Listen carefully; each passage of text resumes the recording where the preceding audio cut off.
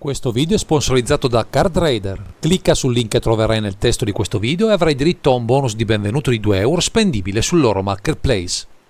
Inoltre, grazie al nuovo sponsor Fantasia Store, con il nostro codice sconto SEA5 avrai diritto al 5% di sconto per i tuoi acquisti su tutti i prodotti non scontati presenti sul loro sito.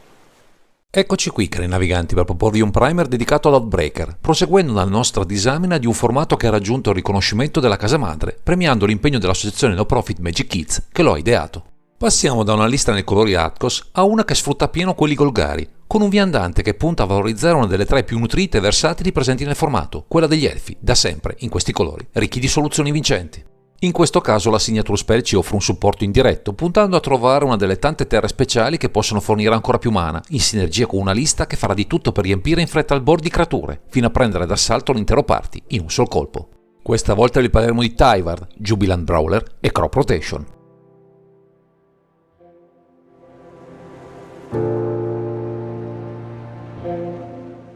Viste le peculiarità del formato, nella zona di comando abbiamo un Planeswalker come comandante, con una Signature Spell che potremo castare solo quando avremo in campo il nostro Outbreaker. Già nelle premesse appare chiaro che il nostro Outbreaker cerca di rendere le nostre creature subito funzionali, purché abbiano delle abilità da attivare, il che, per la tribe degli elfi, non sarà affatto un problema, mentre con la Signature Spell punteremo a poche attivazioni mirate, cercando il meglio tra le terre a disposizione. Iniziamo ad analizzare Tyvar, Jubilant Brawler, che al costo di 3 mana, uno generico e un euro uno verde per 3 punti lealtà, ci offre un'abilità statica, oltre a 2 abilità attive molto interessanti. L'abilità statica dice: puoi attivare l'abilità delle creature che controlli come se quelle creature avessero rapidità. L'abilità con il +1 recita: stappa fino a una creatura bersaglio. Infine con il -2 abbiamo macina 3 carte, poi puoi mettere sul campo di battaglia una carta creatura con valore di mana pari o inferiore a 2 dal tuo cimitero. La nostra Signature Spell invece si preoccupa con il sacrificio di una terra in campo di trovarne un'altra nel grimorio, mettendola direttamente in campo stappata, per un potenziale vantaggio non indifferente visto che annovereremo una tech molto potente combinata con un board ricolmo di creature.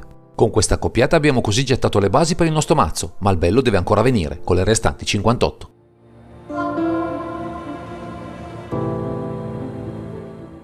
Considerando la commistione di abilità e vantaggi offerti a Tyvar, Jubilant Brawler in unione con Crop Rotation, sempre a disposizione nella zona di comando, puntare a una pool di creature con almeno un'abilità attivata appare come un'ottima soluzione per avere sin da subito un sacco di vantaggio. Con queste premesse infarcire la lista di mana d'orc, ben 12 di loro, scegliendo tra Birchcrawler Ranger, Elves of Deep Shadow, Funeral Elves, Gnarlot Trapper e Yogara Tree Speaker, ci darà modo con l'Outbreaker in campo di ottenere da subito mana appena investito per il loro ingresso in campo. Non solo, perché con carte come Circle of Dream Druids, Elvish Arc Druid, Heritage Druid, Marwyn the Nurturer e Priest of Titania, incrementeremo ancora di più il mana a disposizione, creando così un potenziale vantaggio rispetto agli avversari difficilmente colmabile persino dall'intero party. Tutto questo mana ci porterà a svuotarci la mano in fretta, ma con te come Beast Whisperer e Glimpse of Nature potremo convertire l'ingresso delle nostre creature in nuove carte da poter subito mettere in gioco, innescando un veglio impressionante sin dai primi turni della partita. Se poi a queste creature, che spesso si tappano per darci mana, affiancheremo effetti come Benefactor Drought, Copperhold Scout, Queen of Ranger e Skip Ranger, capite bene quanto mana saremo in grado di produrre, incatenando correttamente la giusta sequenza di giocate.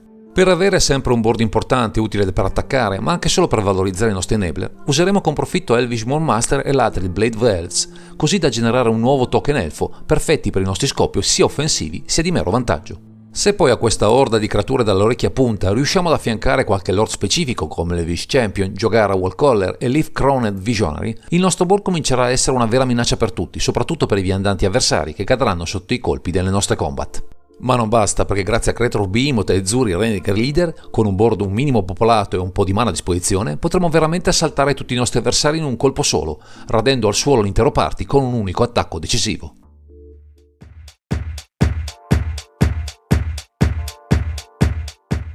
Se con le creature e le sinergie offerte da Tyvar, Jubilant Brawler abbiamo gettato le basi per questa lista con Crop Rotation che ci offre il giusto apporto di mana, con alcune tech legate al tema delle creature, il resto del mazzo si deve preoccupare di dare stabilità alla lista con il giusto apporto di vantaggi. In primis, grazie a un comparto tutori di primo ordine composto da Demonic Tutor, Diabolic Intent, Chord of Calling e Wordy Tutor, ci aiuterà nella ricerca delle carte chiave che possono farci svoltare la partita, sia sul fronte del mana che in quello delle finisher. Abbiamo poi con Genesis Wavy e Turtimber Symbiosis modo di mettere in campo nuove creature, così da finalizzare il mana a disposizione, spesso in eccesso, con carte che posso scavare a fondo nel grimorio in cerca di un boost importante al momento giusto. Con l'intento di popolare il campo di gioco spesso e con irruenza sono fondamentali delle protezioni, sia verso le interazioni, sia le rimozioni di massa. Per fortuna il verde con Allosaur Scepter, Heroic Intervention e Velo Summer ci offre delle carte ottime per questo scopo, non lasciandoci scoprire il fianco nelle fasi cruciali del match. Resta ancora spazio per 2 tech particolari, Well Wisher, ottima in un formato da 20 punti vita per risalire la china, e Yavimaya Cradle of Growth, per stabilizzare il mana vista la predominanza del verde in questa lista, facendo in modo che tutto fluisca al meglio senza intoppi di sorta.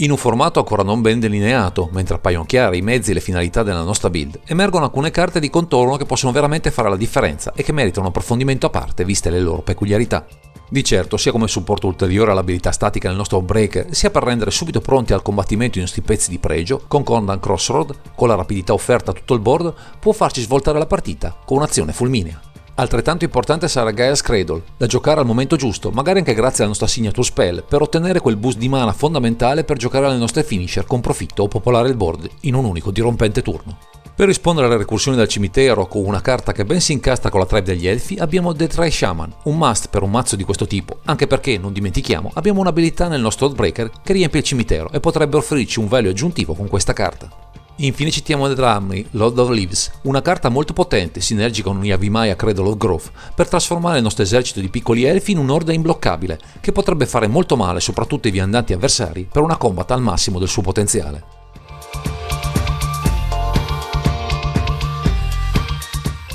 Visto il potenziale offerto da questo Breaker e dai suoi colori, ricchi di magie molto potenti, potremo, senza grossi sforzi, abbinare una signature spell differente nella nostra zona di comando, così da variare anche di molto l'assetto della lista. Senza cambiare troppo la lista fin qui esaminata, potremmo optare per Glimpse of Nature nella zona di comando, così da valorizzare un turno esplosivo, con un elemento in grado di farci pescare, con poco mana, molte carte in un colpo solo, riempiendoci la mano di nuove soluzioni in barba ai limiti del Color Pie. Per un approccio invece focalizzato sul cimitero, sul meno 2 della Breaker, Entomb potrebbe risultare una scelta vincente, anche perché in alcuni casi creature dal costo di mana irrisorio potrebbero essere capaci di generare un velo enorme al momento giusto. Queste sono solo alcune delle scelte possibili, ma mai come in questo caso, con una diversa signature spell, si può cambiare l'assetto del nostro mazzo, anche in profondità, per un deck building sempre diverso e intrigante, anche solo con pochi accorgimenti mirati.